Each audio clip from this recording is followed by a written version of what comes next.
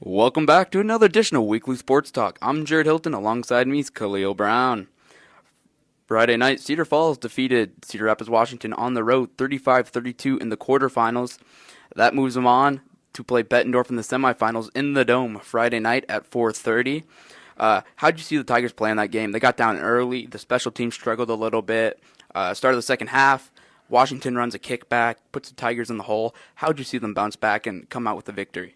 Yeah, the Tigers started off really slow, actually. They were down 24-14 at one point. They just really didn't get anything going offensively. The defense didn't look very good.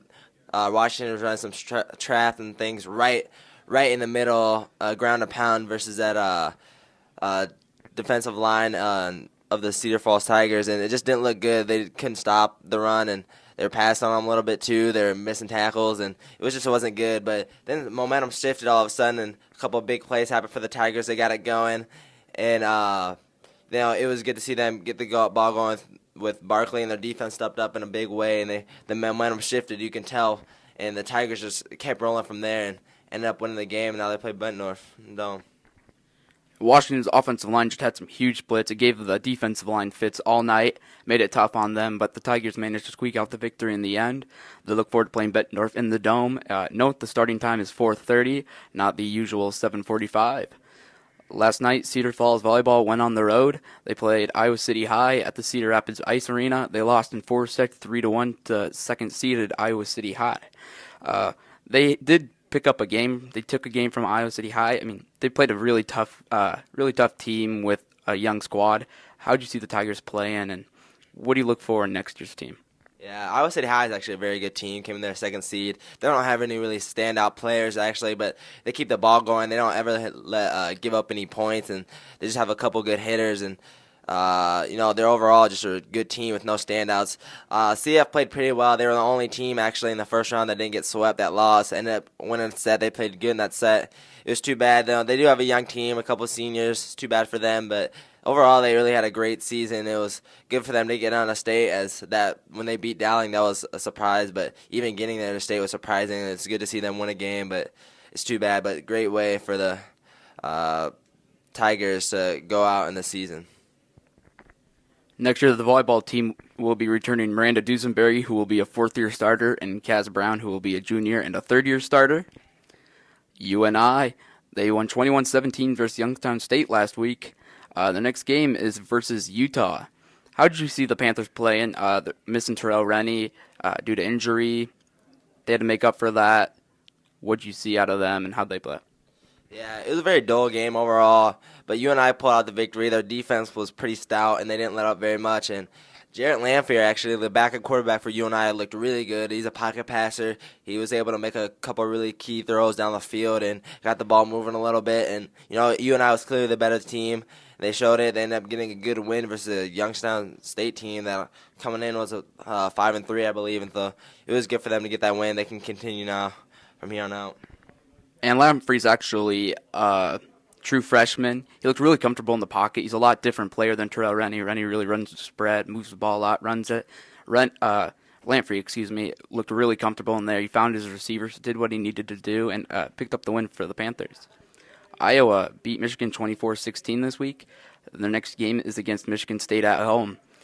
What did you see out of the Hawkeyes? Their defense really seemed to play well that week. They're coming off of that loss against Minnesota, playing a lot better Michigan team. They were able to pull out the victory. Tough game, obviously, but how did you see that?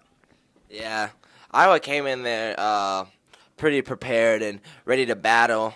After the last loss versus Minnesota, they really wanted this one at home versus Michigan. They came out and got the win. The Hawkeyes defense looked really good and got some turnovers against Denari Robinson. They usually do play really well versus him and prepare good for him. And it was good to see them keep him under control. The offense played really well. They got Marcus Coker on the ground. He's the 9th leading rusher actually in the country now, and it was good to see him. He got over about 130 yards, I believe. Vandenberg was a really good game manager. He went up for about 200 yards and a touchdown, too. And so it was good to see their offense and defense both get going. And when they do, Iowa's a very tough team to play. And so we'll see what they can do from here on out. Iowa State defeated Kansas 13-10 last week. The next game's at home versus Oklahoma State. That puts all three of the major Iowa colleges at home this week. Be a big game for them, trying to move on, coming off some tough losses. What are you looking for in that game, and how did you see them playing against Kansas? Yeah. Well, it wasn't a very good game. Kansas not a very good team. ISU's been struggling, but they ended up getting the win. They started off down early, I think 7-0 or something like that. They ended up winning 13-10. That's good for them to get another win for their program. But, they have a very tough schedule, one of the toughest in the whole country, actually, in that Big 12 conference. And versus Oklahoma State, it's just tough because they're a very good team who's number 3 ranked in the country right now. And I don't see things getting very better for them, actually, and it's too bad, but we'll see if they can try to get an upset here in one of these next few weeks. That'd be awesome for the program and all the fans. And last night, Joe Paterno announced that he would be retiring after the sex scandal. We'll go into details in a minute more about that. But then later, the school's board of trustees decided to fire Joe Paterno and not let him finish out these last 3 games. He's been the Penn State coach for 61 years now. He's the most winningest coach in college football history, an absolute icon. With the, what do you know about the scandal, and what do you know for details about that? Yeah, I'm not exactly for sure about all this, but I know that another person involved with the organization was involved with a child abuse case, and apparently I think Joe Paterno knew about that, but he never said anything. He kept quiet about it, and they found out that he knew about it earlier, and so they decided that they had to punish him, and so they decided to fire him, but it's too bad after all these years. I actually have the grand jury case here in front of me. Dre Sandusky, the assistant coach, was charged with over 40 accounts of child abuse, primarily sexually, and apparently a trainer walked in, saw this, told Paterno. Paterno forwarded this to his athletic director, who took no action against it, except banning Sandusky from bringing kids. I mean, we're talking young kids like ages 7 to 12 here. He banned him from that. He didn't report it to the police like he should have. It came out that Paterno knew. Paterno did what he needed to immediately, telling the athletic director that's what he should have done. But when no other further action was taken, Paterno definitely should have taken it to the cops or something. Done some more to do about that, because that just can't be happening. And they didn't do anything about that. He continued coaching. He continued to hang around the Penn State locker room, be a part of the program, even though he was only a voluntary coach there.